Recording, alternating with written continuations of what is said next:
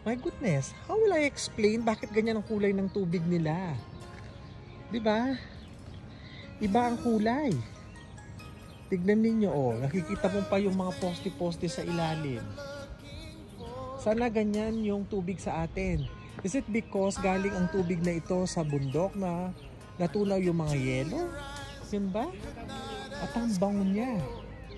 Walang amoy ang tubig. Parang kung maliligo ka man dito, makainom ka ng tubig, it's very safe dahil hindi connected ang kanilang mga sewage system sa lake.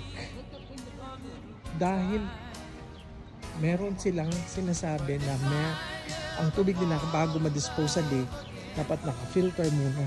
My goodness, it's beautiful. Oh, ayan na. Hindi ko expect yan. Galing.